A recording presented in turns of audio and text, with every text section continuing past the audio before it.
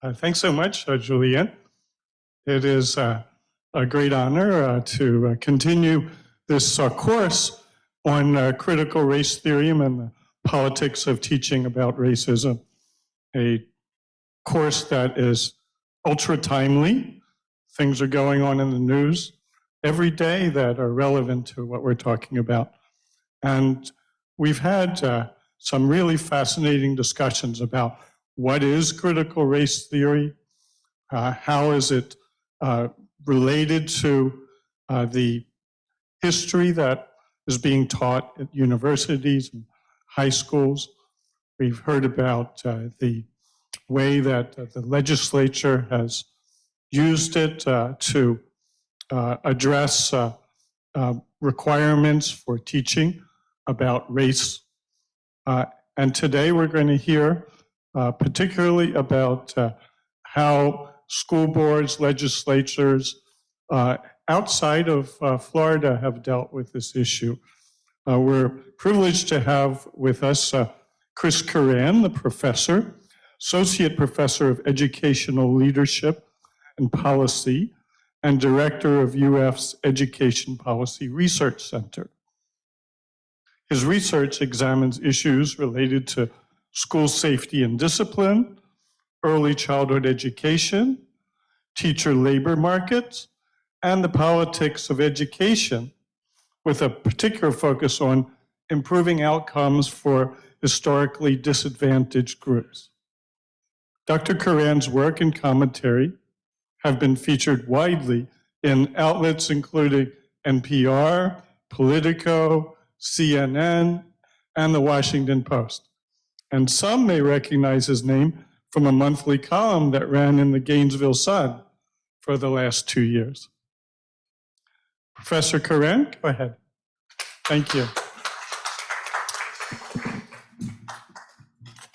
Thank you, Rick, and thank you for the invitation to be here, and thank you all for being in the course and joining today. It's a real honor and privilege to be at OCAMIC. I think the last time, maybe the only time I was here before, was probably about 15 years ago as an undergraduate. I attended UF as an undergrad, and I don't know if this still happens, but they had a program back then they called Lunch or Dinner with 10 Strangers, and they'd bring in a number of undergraduates that didn't know each other to meet with alumni and share a meal and share conversation. And having lunch today with a few folks here was kind of a nice, brought back some memories from that experience. And, you know, I think just made me remember how wonderful this community is and all of the experiences that you all have. So I'm really excited to be back at OCAMIC and have the opportunity to engage in this dialogue and share some of the research that's out there, right, I think, and kind of evidence on what's happening across the nation with regards to the teaching of race and racism, and particularly how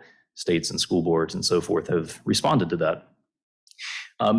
Rick's given me a great introduction, but I thought it might help just to sort of contextualize where I'm coming from with a little bit more about my background. So I mentioned that I started here at UF, but wasn't actually doing anything really in the education space. I was a biochemistry and philosophy major and was all geared up to go get a PhD in biomedical sciences, had been accepted to some of those programs, but was sitting there, and this must have been late 2008, early 2009, and kind of realized that I wasn't sure that's where my passion was, and was, I think, sitting in the Rights Union at about the moment when it was being announced that Barack Obama had been elected president. And kind of regardless of your politics on it, right, it felt like this moment of big change in the United States and, you know, hope and kind of differences that we were seeing there. And so I told girlfriend at the time, became fiance and wife later on, I said, you know what, I'm not going into that PhD program. I'm going to go teach middle school, right? I'm going to be part of this change. I'm going to try to help serve kids that hopefully need good educators and that maybe have not always had access to that. And so that's where my route began. I took off and moved to Mississippi and began teaching in a high poverty, high minority rural school district in the Mississippi Delta, and taught middle school science there. And I think, you know, as I approached that, I did so from a perspective of, I think, a broad recognition that there was a lot of great things about our education system in the United States, right? I'm a product of public education, but also, of course, as I would see even more as I became a teacher, issues with it too, right? Things that weren't delivering on some of the promise and some of the benefits that I had had as a student. And particularly, I saw that often that happened in ways that divided by race, right? Or by social class and other subgroups. And so I moved off to become a teacher. And, at the time, probably like a lot of teachers before a few years ago, I'd never heard of critical race theory, right? That term didn't mean much to me, but I did see my work as being driven by a goal of improving outcomes for marginalized groups, for maybe trying to increase equity in education. And through my time in the classroom, became more convinced that the ways to do that were to address bigger, broader structural components of education. And so that brought me back to graduate school at Vanderbilt to do a PhD in leadership and policy studies and really sort of think about the structures that shape the experiences that I had as a teacher and that my students had in the classroom. So, went into graduate studies, let's say probably 3 or 4 years into it, probably still had not really heard of critical race theory, right? Even though I was in a graduate program. I mean, despite maybe what we say about higher education, sort of being inundated with critical race theory, at least in my department, my program, my university, this wasn't a huge part of the training. I think probably in my third year as a doctoral student, an announcement caught my eye of a conference that was coming to the law school across the street there at Vanderbilt, and it was Critical Race Studies in Education. I thought, well, I do education, right? It's happening across the street. The registration fee for a graduate student was not too high, so I thought, let me go sign up and see what this is about. And so I, along with several of my other doctoral candidate colleagues, we spent a few days engaging at this conference. And this was, I think, really sort of my first strong introduction to critical race theory, critical race studies. And, I'll say I walked away from it, I think, with eyes open to some things, right? Some really new and useful insights. On the other hand, probably some parts that I questioned, right? There were things that resonated, some things, though, that I said, I want to see more evidence about that, right? But I found it interesting, right? I think it's probably in keeping with what a higher education experience is supposed to be, that it challenged many of the kind of doctrines and ideas that were central in my own graduate program. It gave me new perspectives that were useful for thinking about things, and right, kind of became part of this balanced repertoire of how I thought about education. Interestingly enough, I recall none of my faculty being there from my program, and actually in a hallway overhearing some of them later saying, I don't know that somebody that does critical race studies would fit here, right? And so again, sort of far from maybe where conversations are about higher education right now, this wasn't a core part of the training I was getting, at least within that doctoral program. I think a lot of that has shifted, within the institution I was at the time, and probably in other institutions as well. But that was kind of where it was at the time. And so I'll say, I come at this as a policy scholar, as somebody that does a lot of quantitative work, looking at big data to understand education. I also do a fair number of interviews as well, qualitative work. But I come at this not necessarily as a critical race scholar, right? I come at as somebody that is aware of that work, right? Has learned from that work, sometimes used pieces of it, right? But also it's not necessarily my disciplinary training or, the area in which I work.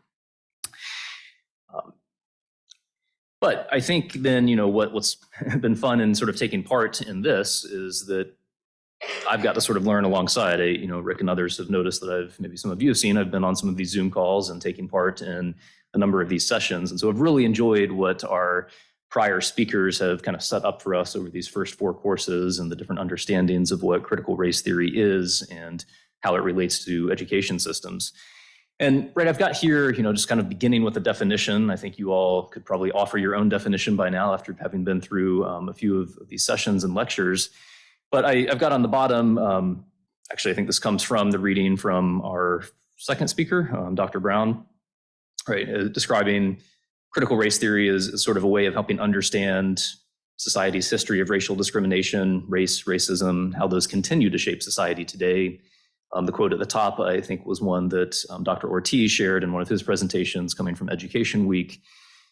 Similarly, sort of situating this as an academic theory, but one that helps us understand policies, legal systems, bias within the systems, right?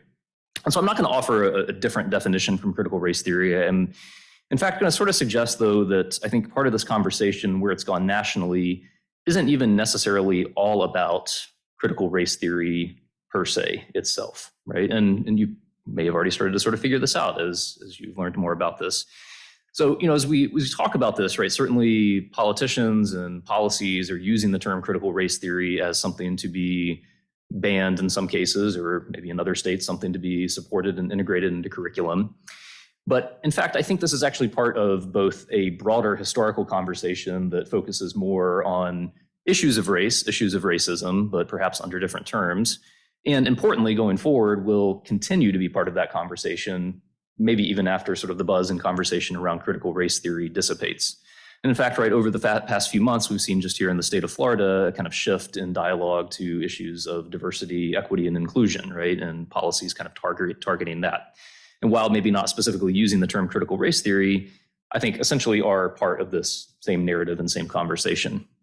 And so, right, whether you sort of believe or buy into or espouse the key tenets of critical race theory itself, right, as an academic theory or not, right, I think issues of inclusion, issues of diversity, right, will remain central and arguably have been there throughout history, right? So if we go back in time, right, there's sort of no doubt that the United States has been affected by racism and that the existence of racism and bias has played into the policies of the United States, right? From kind of the earliest stages where we talked about even who could be educated, right? There's some images of anti-slavery laws and African Americans, Black individuals being excluded from schools, right? So certainly early on, right, education, teaching a Black child to read or write would have been illegal, right? Would have been punished. And this is, in some ways, right, like a most extreme example of how these policies structure opportunities and affect both what we teach, but also who is taught, right? We can fast forward in time a little bit, right? So the Brown v. Board decision by the Supreme Court in the 1950s, right? Again, structures here built in through segregated schooling, particularly in the South, but really in other ways across the country, affecting who can be educated beside who and the sorts of resources that individuals experience within the school environment. And even if we were to move up to more recent days, this is a picture from a paper that I published on school discipline, and it's showing rates of suspension broken down by students' race or ethnicity. And so the very top line that you see there hovering around kind of 8 to 10% suspension rates are for Black students in comparison, say, to that solid line below it, which is the total, or a little bit below that, white students. Right, so again, the structures we put in place, like when it comes to school discipline, the sorts of policies we have around, say, suspensions, exclusion from school, they shape the experiences for students of color and other subgroups of students in ways that have real implications for their life outcomes, their educational experiences.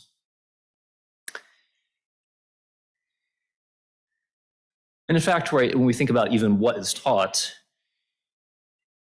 this certainly becomes clear. So here's a few quotes, right? The top says, as for individuals, Harriet Tubman, an African-American who helped rescue slaves by way of the Underground Railroad, is mentioned 6 times. This is talking about standards, curriculum.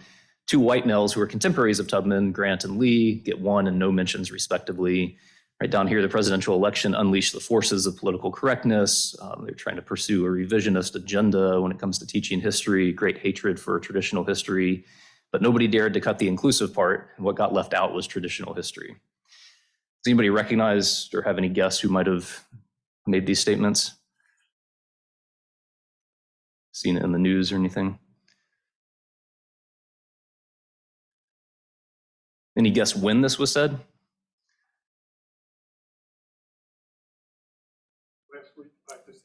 Last week by DeSantis? No, actually. So I'll add the citation down there now. This actually comes from 1994. It's a statement by Lynn Cheney talking about efforts at national social studies standards. But it certainly feels like something that we could imagine a politician, policymaker, or commentator, right, saying last week, last month, over the past year or two. And so I share it to say that, right, we're in a moment now. We're talking about something that in the moment has, got captured by this term critical race theory, and it certainly is getting a lot of attention. But this isn't necessarily new, right? These conversations about who is educated, how they're educated, what they're taught, these things go back throughout really our nation's history, just in sort of different forms, right? And you see it, I think, well in this quote that could have sort of easily passed for something that you might have found in the news more recently. And so I think that brings us then to sort of think about where we are in terms of the more immediate context, right? Why is this bubbling back up at sort of a national scale in a way that's got state legislatures, governors, politicians, state boards of education, down to local levels talking about it again?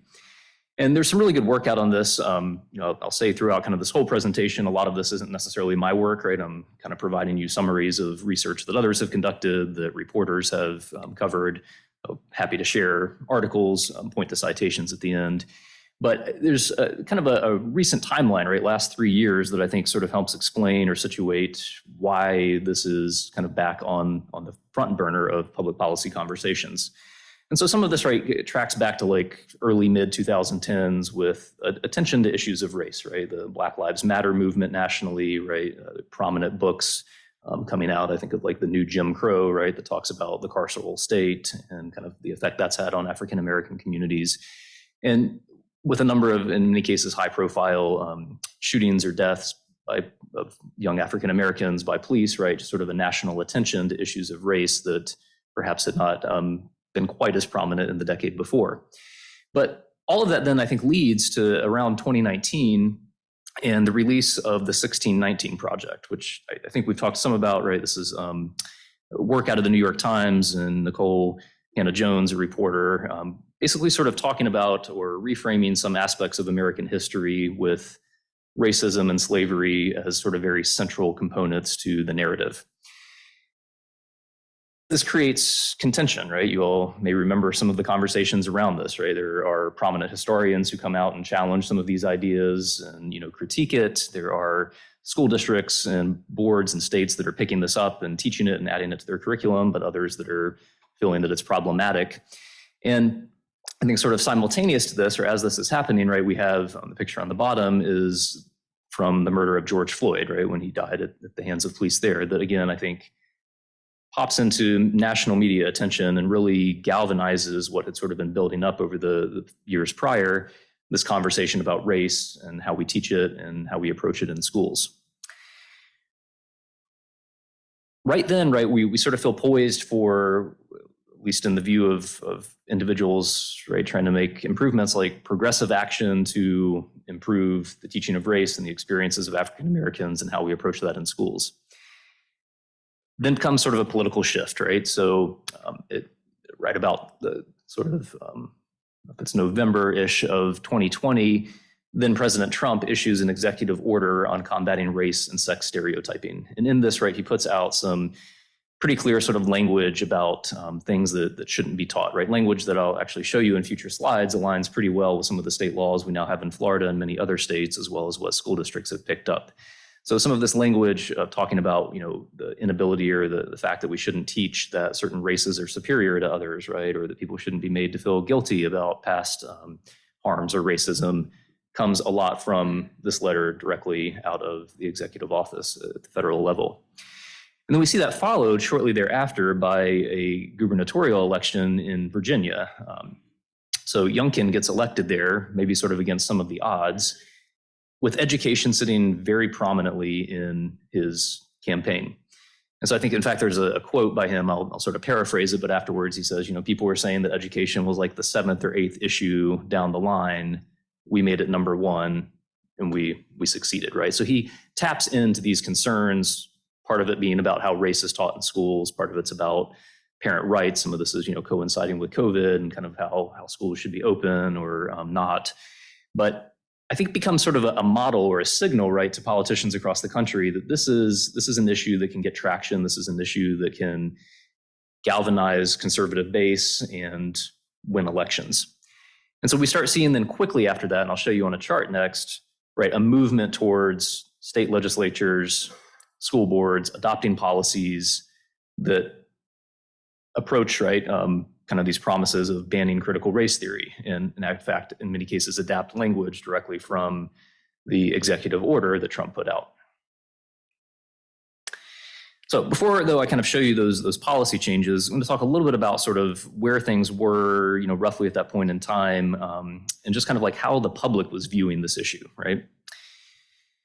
So this is coming from some work out of colleagues out of the University of Southern California, and they did a national survey, right, to understand a little bit more about what the general public saw, believed, understood about issues of critical race theory. The report comes out in 2022. I believe they're asking these questions maybe in 2021. So again, at a point where, right, this has already sort of become part of the national conversation to some degree, we're seeing policy shifts on it. But one of their sort of first findings is that nationally, you see the bar on the left, right, 36% of respondents report having never heard of critical race theory. I imagine that number would be a little bit lower if we repeated this today, but again, this is a few months, maybe a year sort of into policy change and national conversations around this. And most people just don't know what it is, right? You notice then like others like, well, I've heard of it, but I don't know what it means, or I know very, very little about it. Only about 10, 15% really sort of have much confidence that they really understand something deeply about critical race theory. So this is sort of piece one, right? Is we're talking about something and this is emerging onto the national agenda, the policies are being made about it, but it's not something that the average member of the public at the time knows a whole lot about. And arguably, this is probably still true today, right? I imagine the number of people that have heard of it has increased significantly, but if you really probed people to tell you, what does that theory say, right? What does that mean? How does that get enacted in schools? You all in this room, in virtue of this class, may be sort of among those that would be most knowledgeable about it now, kind of on balance.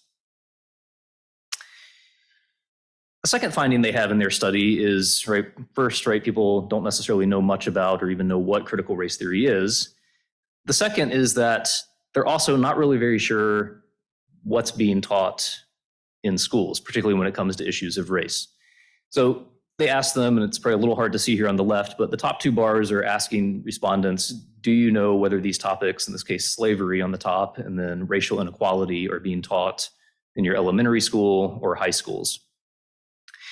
And so you'll see, particularly at the high school level, maybe 40, 50% of respondents, feel confident that's being taught, but especially at the elementary level, 30, 40, 50% of respondents are unsure whether this is being taught. So in other words, the general population, right, doesn't know very clearly what critical race theory is, but they also just don't have a great sense of how issues of race are being discussed in schools. And I say all of this, right, then to sort of contextualize like how these policy conversations start coming into the forefront, right? We've got debates happening, we have politicians saying things, we have proposed legislation against a backdrop of a populace that doesn't necessarily know what these terms mean and or what's actually happening in schools on a daily basis.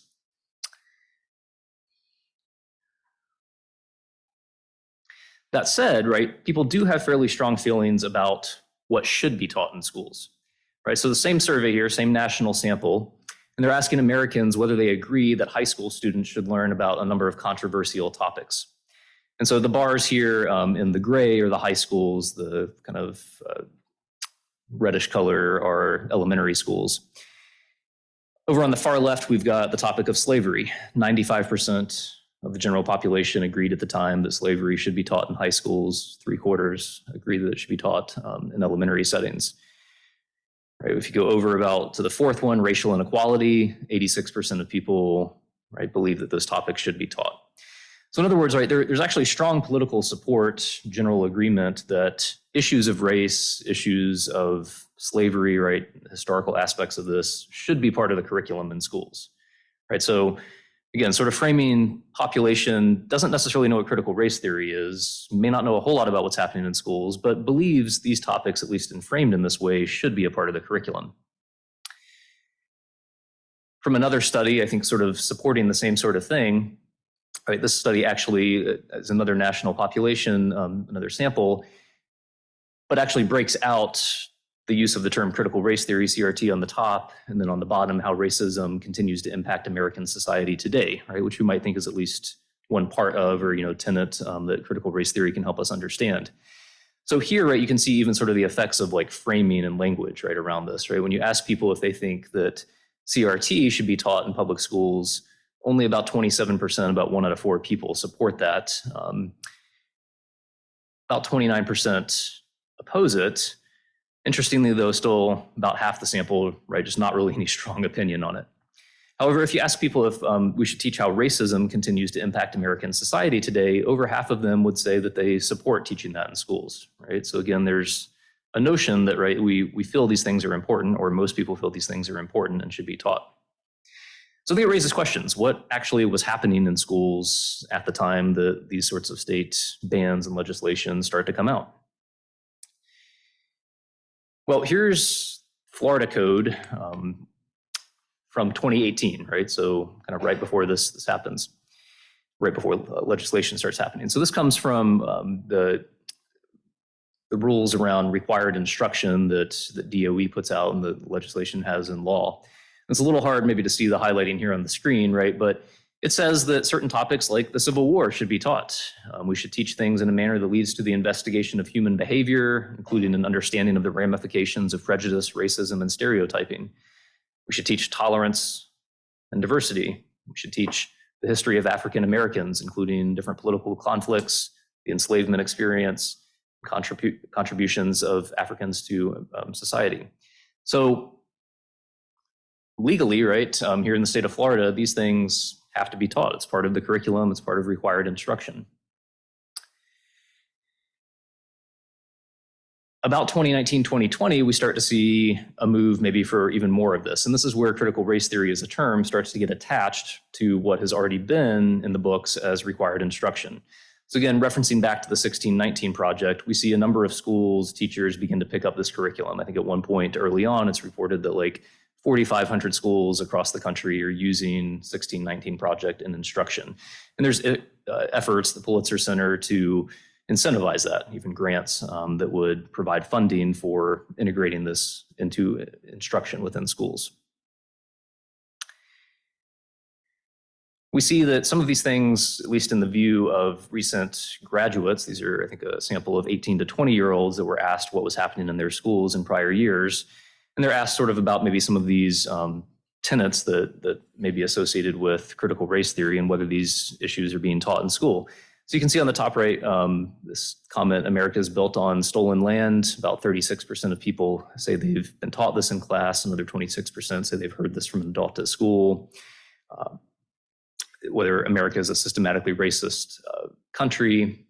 Actually, those are numbers for that. America is built on stolen lands, the 45% below that. Top center in America, white people have white privilege, right? Again, maybe close to 65 or so % of people have heard that in schools. So, I think we hear this kind of narrative of like, well, is critical race theory really being taught in schools or not, right? And some people have sort of pushed back and said, well, no, we don't actually teach this. And I think it's probably true that particularly before the 1619 project, very few elementary, middle, high schools in the country are teaching critical race theory as a theory, naming it that, right? Talking about that as an academic theory. However, there are legal requirements that they teach issues of racism. And according to students responding to this time, right, there are certainly pieces coming through, whether through formal curriculum or informal conversations with teachers, in which some of these concepts do seem to be communicated. However, I think there's sort of another side to this, right? Which is that while it's required to be taught, and while some students are hearing some of these concepts in schools, there's also many ways in which we're sort of perhaps falling short on this. So I had a piece in The Sun a year or two ago, back in 2020, I guess, looking at the required reading list for civics education here in the state of Florida, right? And you may recall that the state was moving to try to include more civics throughout the curriculum, making that a part of reading instruction across different subjects. And they had a list of recommended books, right, that spanned the elementary grades up to higher grades. And I did sort of an analysis of those books to try to think, one, about the identity of the authors, right? How many of the authors could be identified that were persons of color? And then also some of the content of them, right? Were these books kind of grappling with and showing the lived experiences of minority groups?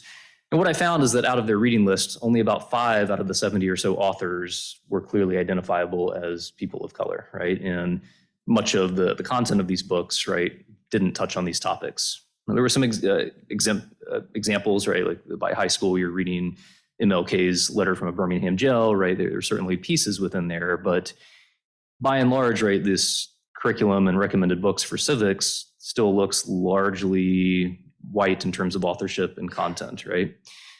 So again, required to teach this, but how much is this actually penetrating and being a part of instruction?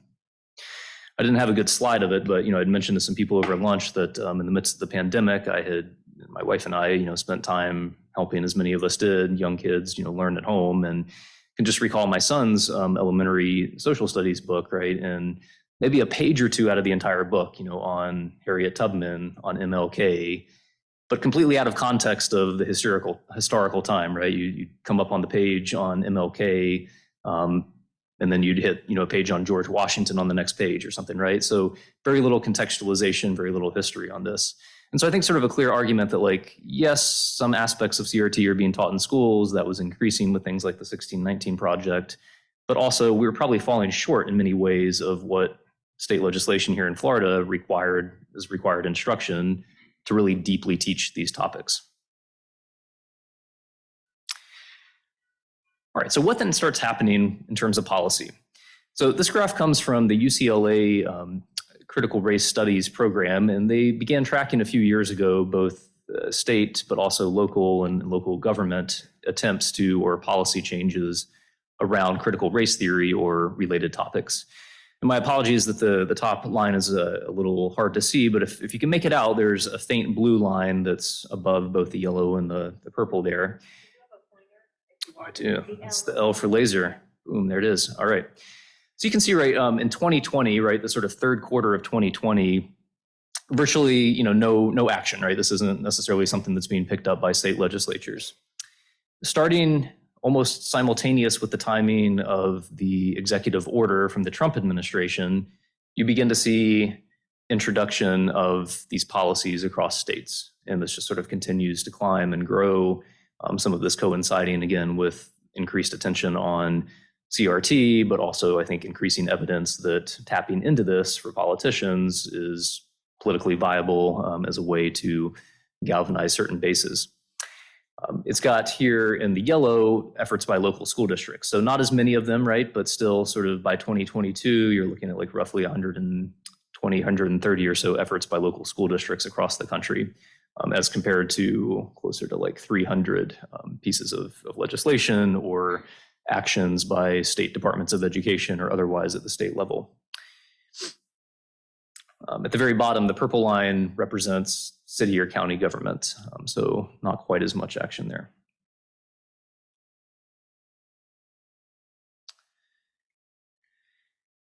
When we put it on a map, this again comes from UCLA's map, right? We can sort of see at a national level how predominant this is, but also I think some of the sort of regional and then maybe kind of overlapping with political preferences of states. So at the state level, the kind of darker shades of blue, right, that Florida is, Texas, and so forth, represents places where legislation or other executive type orders or actions by state departments of education have attempted to put limits on how we teach race, critical race theory, racism in the United States, and have actually been successful in that being adopted.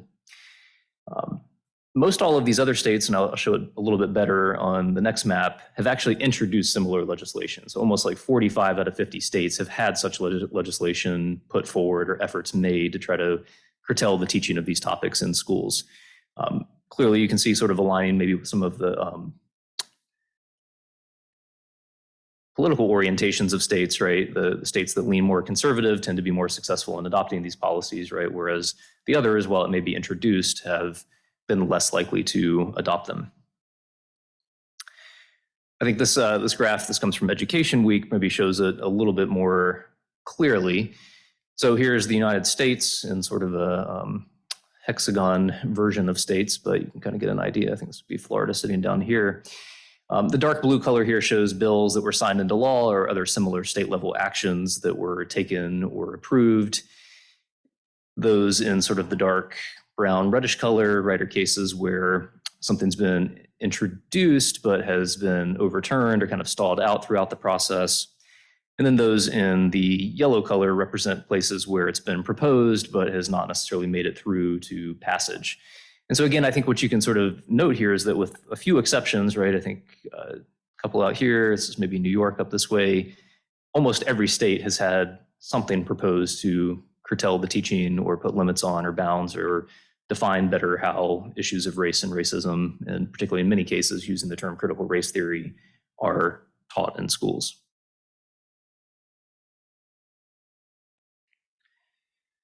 So what does some of that look like? Well, we can look here in Florida, right, and actually kind of go back before what you might be most familiar with, right, which is the Individual Freedom Act, or HB 7, that is kind of colloquially called the Stop Woke Act. But actually, before that comes out, there are changes put out by the State Department of Education that provide more guidance on what is supposed to be taught. So in 2021, right, we get this from the state DOE. It says examples of theories that distort historical events and are inconsistent with the state board approved standards include the denial or minimization of the Holocaust and the teaching of critical race theory, meaning the theory that racism is not merely the product of prejudice, but that racism is embedded in American society and its legal systems in order to uphold the supremacy of white persons. And then specifically, right, to our timeline, instruction may not utilize material from the 1619 project. Right, so this actually gets added sort of outside of the legislative process, right? This is kind of at probably the direction of the governor and through the rulemaking process and guidance from state DOE to say these things can't be taught. We see this then followed sort of shortly thereafter by the Individual Freedom Act, or what some people call the Stop Woke Act, which provides now legislative backing, right, legal backing law, kind of putting some of these similar things into place. I think the Individual Freedom Act, though, itself doesn't actually do as much kind of direct naming. You won't see the 1619 project, and I'm not even sure that it names critical race theory explicitly, but it borrows a lot of language that actually closely mirrors the executive order from the Trump administration.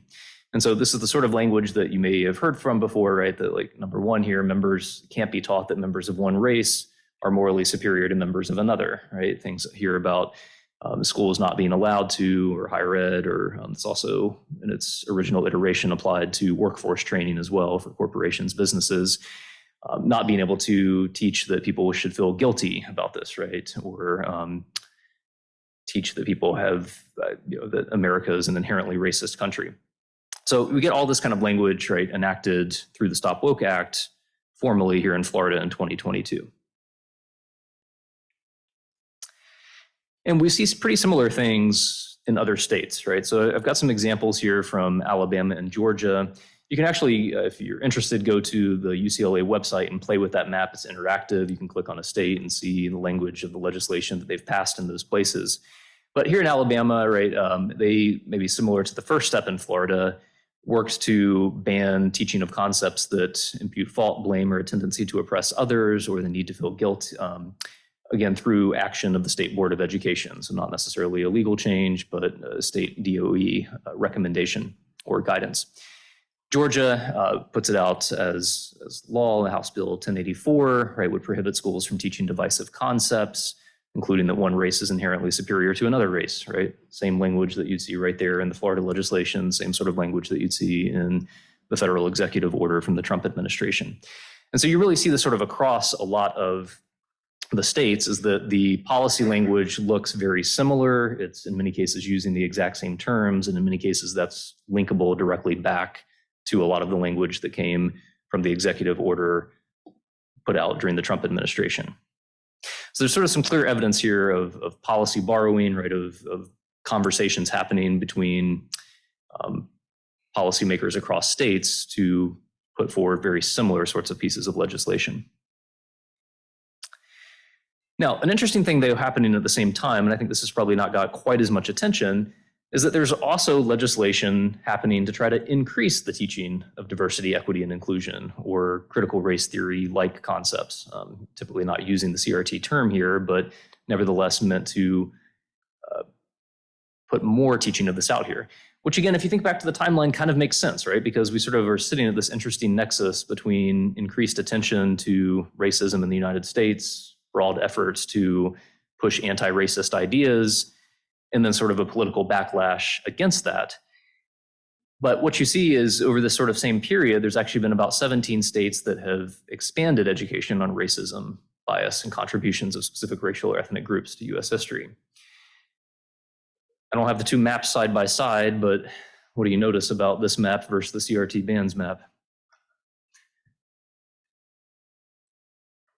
I mean, sort of mirror images of each other, right? And again, you know, largely in many ways, largely along political lines in many ways. Though, you know, maybe a few examples that might surprise you, Louisiana and some others that have taken those steps.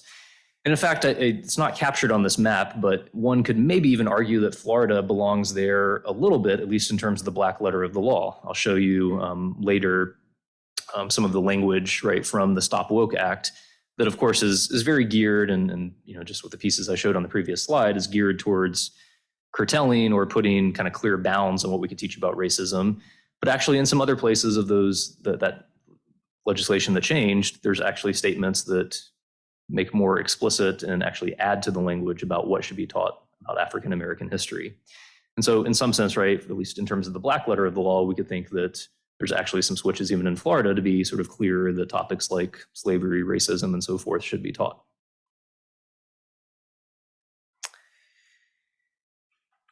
All right, so here's a few examples across a number of the states that have been expanding DEI instruction. So in California, they've recently added ethnic studies as a required course for high school graduation. Right, this maybe contrasts to similar or contrasting conversations that have happened in Florida over the last month or week, particularly when it comes to AP African American history, but examples here in California of adding this as a required course. In Delaware, teachers are required to integrate Black history into other subjects outside of social studies, right? So trying to take a more holistic approach to DEI and Black history instruction. Washington State passed legislation requiring schools to develop cultural competency, diversity, equity, and inclusion standards. And in New Jersey, changes there required the incorporation of instruction on diversity and inclusion into instructional practices. And so I offer this to say, right, why I think a lot of the attention right now is on what educators are being told not to do and what sort of limits we're putting on them.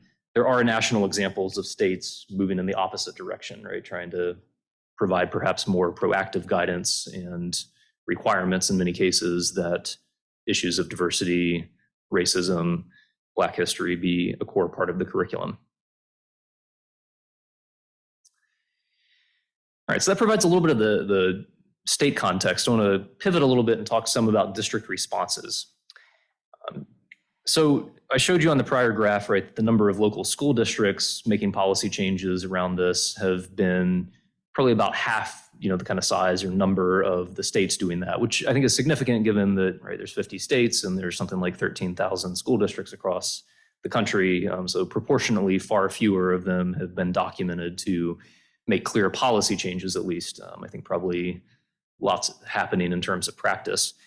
But a number of districts, including those in Florida, right, we zoomed the map in here so you can see local school districts, which are shown by these triangles. In cases where the triangle is yellow are examples where they've made policy changes within the district that are aimed at critical race theory in some ways. What you see there a lot are, in this example from Alachua County, actual language that just sort of mirrors the state language, which in turn sort of mirrored the federal executive order. So Alachua County's got basically adopted the same sorts of statements that you see in the Individual Freedom Act about things that aren't taught in schools. And this isn't necessarily surprising. It doesn't necessarily reflect the opinion of school board members here in terms of their own priorities, but a reflection that we are bound by the state law, right? And so it's, I think in many cases, school boards saying, well, state law says this, right? We put that into district policy to reflect that we are following the state law. In some of the other cases, you'll see instances where local school districts will come out with a board statement that says we're not teaching CRT or other pieces that sort of affirm this, right? And in many cases may be meant to assure state leaders that the new law is being followed. So again, district responses examples would be asserting that CRT is not taught, affirming state laws that govern teaching of these topics. And in some other cases, I think this is related, but book prohibitions, right, which kind of goes maybe more here, at least in the state of Florida, to the Parental Rights and Education Act, or the Don't Say Gay bill, as it's popularly called, right, which is particularly in the younger elementary grades, put more restrictions or caution around the sorts of books that kids have access to. All right, so we talked some about what was happening in schools before, kind of frame this around policy changes at the state and district level. I want to talk now a little bit about what's happening in schools now, right? So how are educators responding to this? What's been sort of the fallout of some of these policy changes at state and local levels? So I think the first takeaway is that many teachers are unsure what is allowed. So this comes from a national sample of teachers who are reporting whether their state has or school system has placed limitation on how teachers can address topics related to race and or gender in the classroom.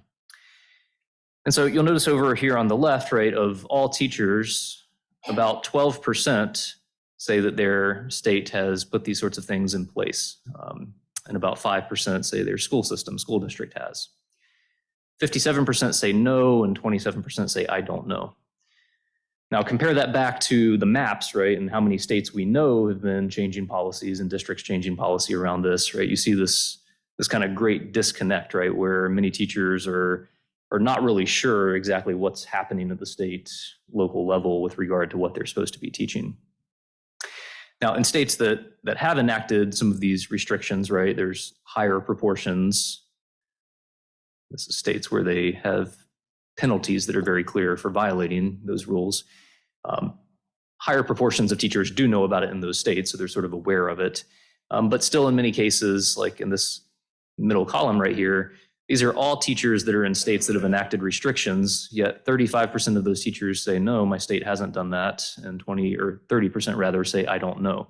So even in states where this is happening, many of them are unaware or even think that it's not the case, that these sorts of limits and bounds and new regulations around how they teach these topics have been put in place.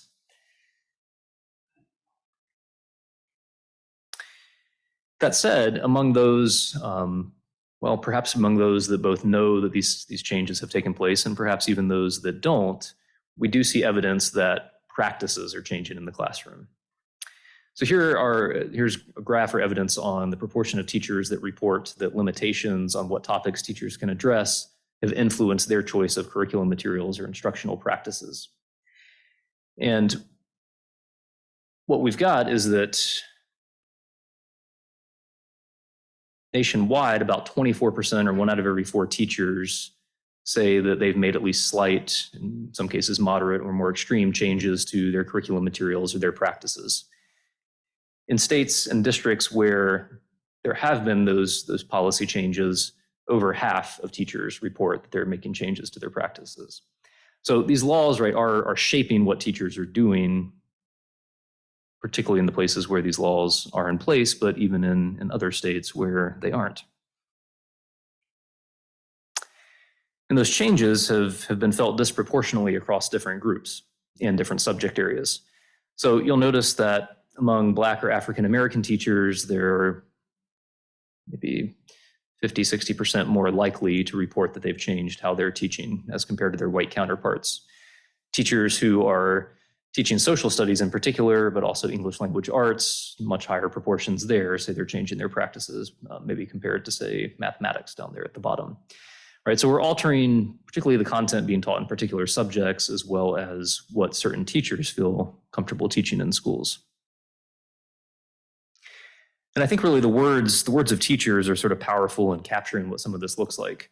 So these are quotes that came from this study by Wu and colleagues, where teachers share some of their experiences, right? And so the teacher on the left says, we were told, I think presumably by district personnel, we were told not to teach critical race theory. Well, nobody was teaching it. But the past 2 years have made me nervous about teaching Frederick Douglass because I don't think the people in my community know the difference between teaching Black history and teaching critical race theory.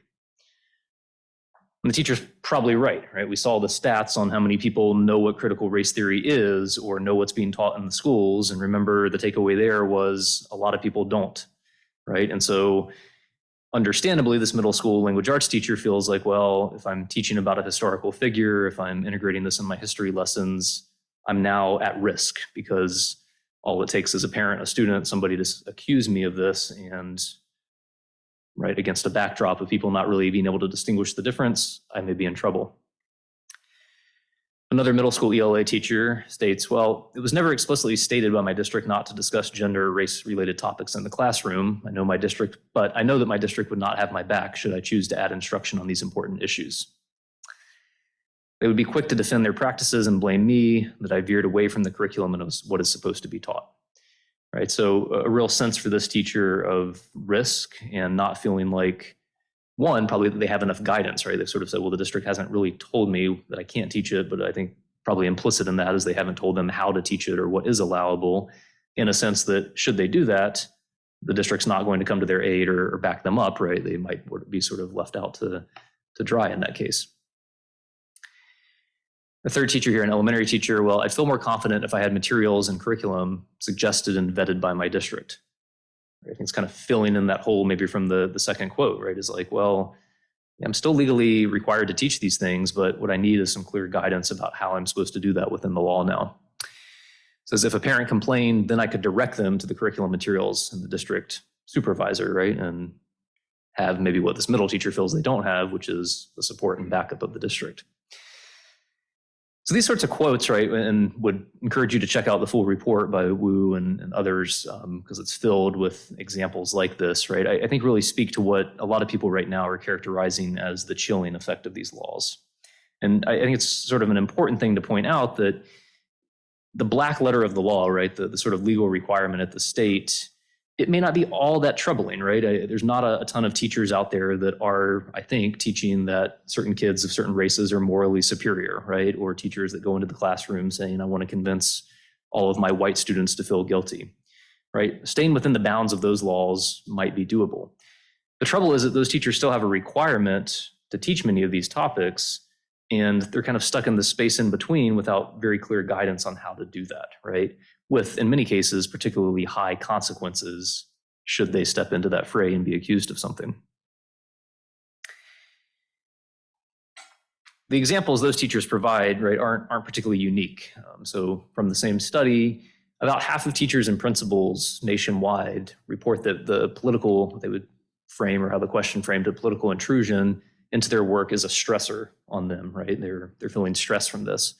And almost half of them report being told by their districts to limit instruction around race, right? And this is, as some of my colleagues that are lawyers might say, this is sort of a rational and perhaps not an unsurprising reaction by school district attorneys, right? Well, we want to minimize risk, so stay away from it, right? As an individual teacher, they want to minimize their risk, right? In some cases, Oklahoma and others, you can lose your teaching license, right? Should you violate these laws. So rationally, understandably, right, in the absence of support and guidance, pull back from it, right? Don't talk about it, because if I do, there could be big consequences. And I'll kind of leave that then with this, right, which is returning to state law here in Florida. I showed you the 2018 version of this, and this is now the updated 2022. Teachers are feeling unsure about what they can teach, right? They're feeling scared about the risks. They're feeling like they don't have guidance from the district. Yet state law here in Florida, and this is actually amended as part of the Stop Woke Act, and some of these sections here actually expanded, includes things like the requirement that we teach the enslavement experience, requirements that we talk about how rights and freedoms have been infringed by slavery, that we talk about racial oppression, racial segregation, racial discrimination, and even specifically how laws resulting in racial oppression, racial segregation, racial discrimination take place, right? I mean, there's one read of this, which is like, this is telling us that we're required to teach content that on one definition of critical race theory kind of is part of critical race theory, right? And we talk about critical race theory as the ways in which racism and bias and structures are created through laws, through the enforcement of those laws that disadvantage certain groups. And here it sort of is, right? Like, we're required to teach how the enactment and enforcement of laws have resulted in racial oppression, racial segregation. And so teachers find themselves in this place then where legally this is supposed to be taught in schools, right? But there is contrasting legal language, and perhaps maybe more concerning than the legal language, contrasting political rhetoric, media interpretations, general dialogue that makes them really nervous to do so, right? And really sort of aware of the risks of doing so. And when they have to navigate that in sort of a gray space where districts aren't providing clear guidance, where state departments of education aren't providing clear guidance, where there's not a proactive vision of what teaching these topics look like or what creating diverse, inclusive environments look like, there's a tendency to step away from it, right? Take the path of least resistance, of least risk, and not teach it.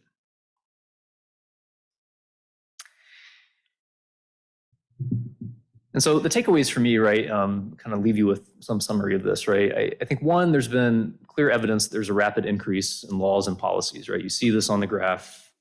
It's likely perhaps to continue for the near future. An increase in policies at the state and district level related to how race, racism, Black history, and so forth are taught.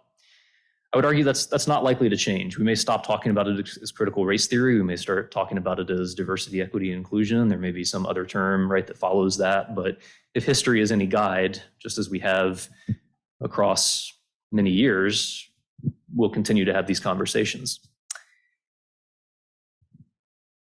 Some of this legislation actually supports more instruction on these topics. I think that's probably not getting enough attention, right? 17 or 18 states actually passing laws that are meant to increase the instruction around diversity, equity, and inclusion. But most are here to place boundaries or limits on teaching and learning about race. Some of those boundaries may not be totally unfounded, right? Or the average person might find them reasonable, right? Again, I would reckon that many of us don't necessarily want kids going into a classroom and being taught that one race is morally superior to another, right? Or want, your young elementary kid to come home guilt-stricken because of past historical atrocities, right? Like those maybe seem like reasonable things. The trouble is there hasn't been enough then proactive guidance about how we do teach the important and real topics of racism and structural inequalities and the history of this and ongoing reality of it in the United States. And in the absence of that proactive guidance, right, and with potential real consequences, there's a real risk that we then step away from teaching things that do need to be taught. So I'd say there's, right, the law and the sort of political rhetoric, and teachers, they're having to navigate this cloudy area in between. And in the absence of clarity on what can be taught and when the risks associated with teaching it or being accused of teaching it are very high, there's a risk that these topics don't get taught at all. And I would argue, right, even before these past 3 years, as I kind of evidenced, a lot of these topics weren't probably being given enough attention in schools anyway. And now we've added in an additional level of risk, and teachers are feeling scared to teach it because of these policy changes. But my hopeful message, maybe, is that I think behind the politics and the media coverage and the rhetoric around this, there's probably some room for agreement and opportunity for reasonable policy, right? As I just kind of mentioned, right, there, certainly could be reasonable limits on what an elementary teacher presents to elementary students, right? That I think people from both sides of the political aisle could agree on, right? I think there's also probably from both sides of the aisle some agreement that teaching things about racism and the history of African Americans is important, right? And so I think what we need to try to do is get the conversation back to that. What's the common area? What do we agree are important areas that need to be taught in schools? And shift the focus away from what can't be taught, what shouldn't be done, and more towards what's important to teach and things that we can agree on to find something that's more politically acceptable, but also meeting the needs of our students to be introduced and educated in these really important topics. And so as we kind of move into question and answer and discussion here, like I posed some questions, right, that were on my mind, and I'm really looking forward to hearing questions you might have, right? But I think things we can ask ourselves are, what are our shared values around the teaching of controversial topics, right? One of the sort of fundamental purposes of public education is to bring together the great diversity that our country has, which means differing views, differing political standpoints. It means different life experiences, and hopefully being in an environment in which kids learn to have civil discourse around those, right? And to find common ground and to find agreement. And so I think we should be asking ourselves, what are the shared values, right? Even politicians, legislators, others who are putting out anti-CRT bills, right? Where is it that we could find agreement? Is it the use of different terms? Is it different framings, right? And I think maybe behind the scenes, there's more agreement there than we perhaps would initially assume. Second, what are the specific goals and outcomes that would be agreeable to most people? I was talking with a more senior leader in the Department of Ed a few weeks ago, and he was articulating, right, a need for trying to increase diversity in higher education, right? It's like, I think I agree on that, right? I think most of us could agree on that. And so I think those are the kind of concrete things where we want to push policymakers to say, let's talk about those, right? Let's give us the policy proposals that help advance those very specific goals that can help drive education around these topics in ways that are widely acceptable. And so the third piece then, how do we encourage policymakers to focus on these above questions, provide more proactive guidance in ways that can help steer this conversation forward in a positive direction, help give our K-12 teachers clear guidance, while maybe putting appropriate bounds in some places on how these things are taught within schools, but ensuring or hopefully making the case that these things don't disappear from education because they're too important not to be taught. And so with that, I look forward to talking more with you all and hearing your thoughts. Great, thank you so much. And we have opportunity for those in the audience to comment or question, as well as those online.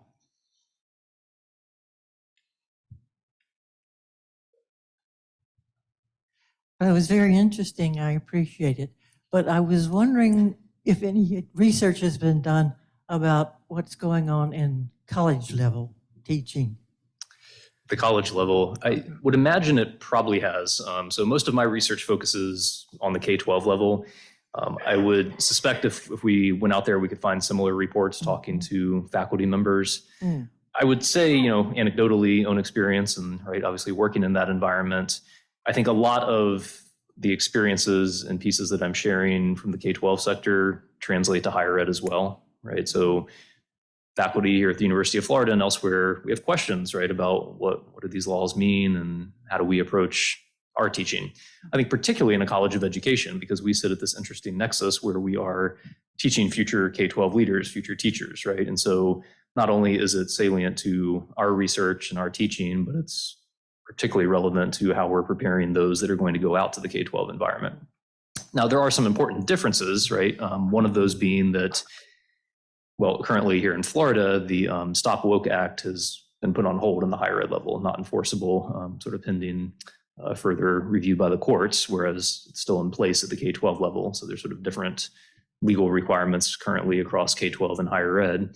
The second is that higher ed has a much broader history of academic freedom, right, in ways that K-12 schools don't.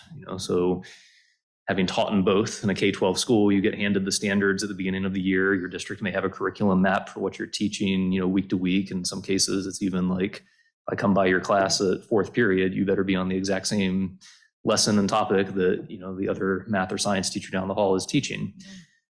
In higher education, that looks very different, right? It's more like, here's a course title and number, maybe a few course objectives. Go do what you want, right? So I think there, are different sorts of tensions in nature of some of those structures. But I think some of the real feelings about risk and what's allowable and, and needing guidance, right? If that's sort of the takeaway is transcending across K-12 and higher ed. But I was thinking about what happened to the new college. That's frightening, absolutely frightening. She'd asked thinking about the case of New College, if you couldn't hear, yeah. So, for those that don't know, New College has had a new set of board members and the president removed. Okay, John Reiskind on Zoom, go ahead. Yeah, this has been a beautiful summary of the situation. And I wonder how to recruit teachers who wouldn't feel at risk and the danger to hiring teachers. But at noon today on Fresh Air on WUFT, we heard an interview with a guy by the name of Mark Whitaker, who's written a book called Saying It Loud.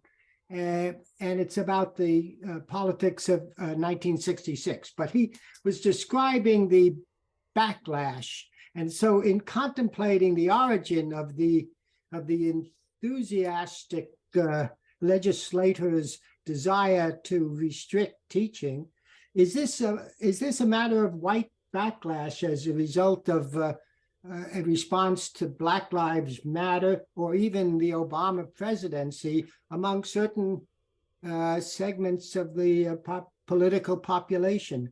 And if that's the case, it's it may be a deeper problem than we think, and and how are we going to address it, do you think? It's a great question. The first part of it, teacher recruitment, absolutely. I mean, I haven't mentioned sort of the teacher shortage, but this is an issue we're facing across the country, trying to staff schools. And certainly, I think a lot of this tension and uncertainty doesn't make it easier to recruit teachers to this environment, right? Knowing that they're going to be at higher levels of risk.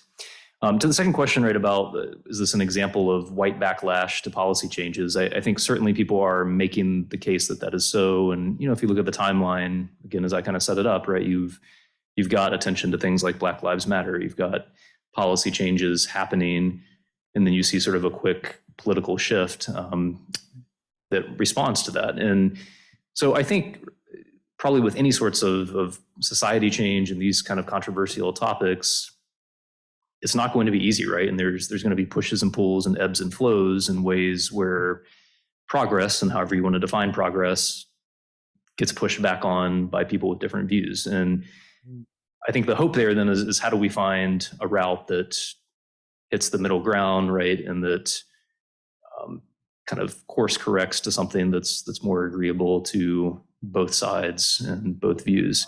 Because again, I'm trying to remain optimistic and hopeful, but I think at the core, there is that, that there is that possibility that we don't just sit here as a divided nation with very polarized views, but that actually most of us are probably closer to the middle and to a moderate space, and could use that as a jumping off point for reasonable policy that appeals to many. Right. The moderates are not always as outspoken as the extremes, perhaps.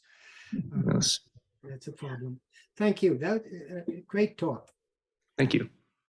Hi. I don't know if you can see me in the back here.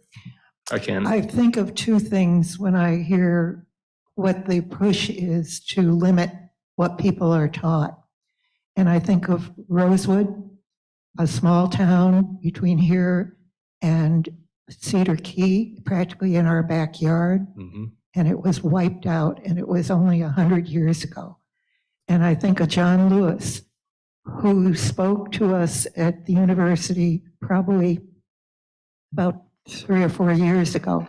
And he said the place where he was the most frightened was in St. Augustine. And it was because of the Ku Klux Klan. So we have a lot of history in Florida that definitely needs to be taught. And if I were a history teacher, I'm very impatient with what I see happening in this state, of all states. Thank you. I appreciate that. And I think it's promising maybe that I would guess if we, took a poll of people that were aware, had heard of, maybe particularly among our young people, of Rosewood 10 years ago, I think a lot more would today, right? I know school buses that stop there, take trips, combination to Cedar Key and other things, to try to bring some of that history out, right? Good books and other coverage that have been written on topics like that, or lynchings in Newberry, or other pieces of state and national history around these things. And so again, I feel hopeful, and I think that there is movement, right? And it continues to be movement, right? Even with laws that put these sorts of restrictions or bounds in place. One, I think teaching those kinds of topics is still consistent with the law, right? And in fact, is required by the law, right? Would be what I would argue, right? The law says that we have to teach about the history of racism, the history of prejudice, the experiences of African Americans, all of those things being part of that, right? And so I think we need to lean into that and say that's required, right? There are some ways in which that's presented, some bounds that you need to adhere to as you do that, but you still are required to teach those topics, and in fact, can do them a lot of justice and still stay within those other legal bounds. Mm-hmm. I think the trouble is how do we make people feel confident in that, right? How do we take those teachers that don't feel like they have their district backing them or the state backing them, and give them the confidence to do that? Hello. Yeah, hi. Thank you so much for your talk. I'm over here. Okay, sorry, I'm watching Zoom and I learned a lot, especially, from your approach and also the graphs that show the last 3 years or so. and the effects on, the controversies and so on. I just want to say something in response to an earlier question that was posed about higher education. I've been a professor of philosophy in the state for 34 years, both at UF and at USF. And in philosophy departments, for the most part, critical theory was not taught. This is very interesting because there is a very important school of philosophy called critical theory. Had to do with the 1930s and so in Germany with the Social Institute for the Institute of Social Research. And these were philosophers in Germany, many of whom were Jewish, who were doing a systematic study of the socioeconomic and cultural conditions that led to the marginalization of inequality in their society, including Jewish inequality. Now, when the Americans, as I learned in this course, start talking about critical race theory, in my opinion, it just goes back to the original notion of critical theory, which is a critique of systems of oppression and social and economic discrimination. So now we have critical disability theory, critical this and that theory for any group that feels that is discriminated against. There are journals in, whatever that branch of knowledge is. You mentioned critical race studies.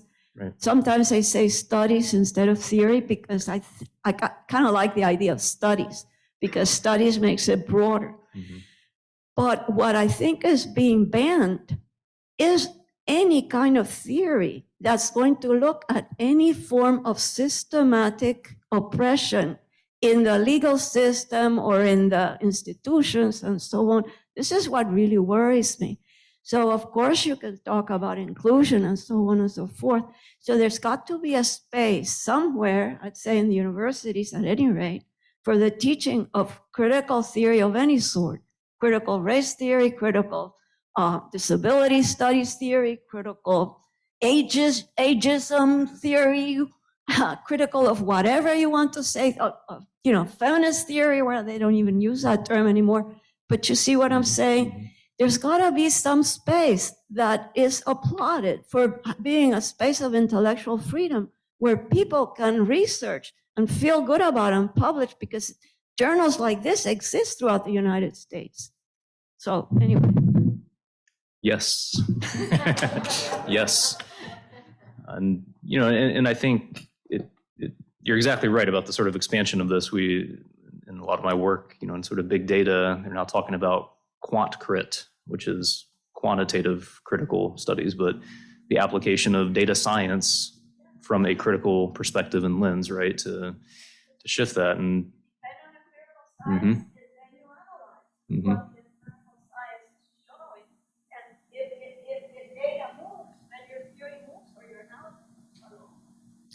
If it helps to, make you feel better, like I'll be teaching a class this summer, and critical race theory, critical studies will be a week or two of it, right? We'll talk about that topic. I teach a class, education policy analysis. We talk about critical policy analysis. That's well within the bounds of the law, right? I'm not telling a student that they have to believe that theory. I'm presenting that alongside, in the summer class, probably 25 different theories that we cover in the course, right? And the notion is that you should be aware of it. Even back to my anecdotal example in my own graduate studies, how do I get to be a third or fourth year PhD student studying education, but I haven't been exposed to critical race studies in education, right? It doesn't mean that that's where my research had to go or that I have to believe every tenet of it, but there was value in being aware of it, right, and understanding it. Walter, go ahead. Has anyone been hit with the multi-$1,000 suits, or is that not yet in the law, for a student or a parent getting angry about what has been taught in a class? That's a great question. I don't know is the short answer. Maybe our speaker next week, Jordan Marlowe, may be able to speak to it more from the teacher's experience. Certainly teachers there's cases of them being accused of these kinds of things, right? And that sort of stuff.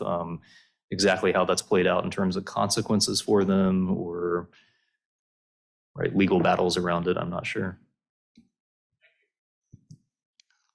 Well, thank you so much for a provocative and up-to-date presentation. Very, very thoughtful. Thank you. I appreciate everybody being here. And I want to remind people that next week our talk will be at 3:30, not at 1:30.